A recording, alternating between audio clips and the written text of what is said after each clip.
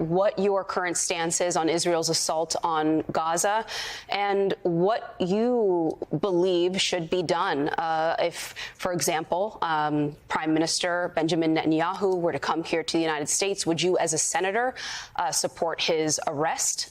What do you think is the correct path forward there?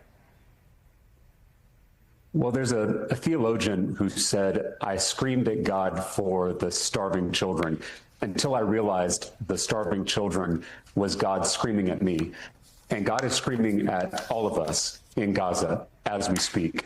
Israel has a right to exist and a right to defend itself just like any nation.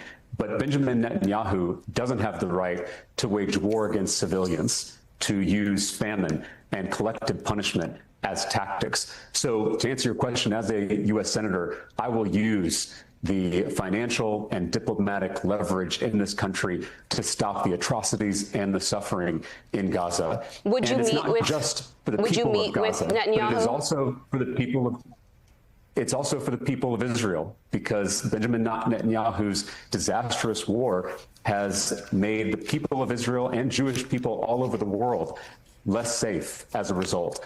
And so I think this crisis deserves immediate action. I'm less interested in what meetings are happening. I'm more interested in what actions are going to be taken by our U.S. Senate to stop the unimaginable suffering in Gaza.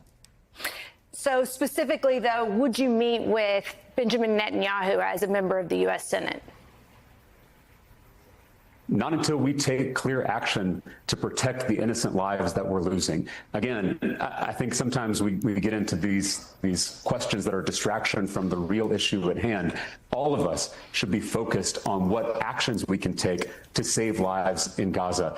And that's going to mean stopping offensive weapon sales to Israel. Now, that's an actual policy that can save lives. It's not a meeting. It's not terminology. It's action. We've been talking for too long among politicians, among journalists. The talk needs to end and the action needs to start.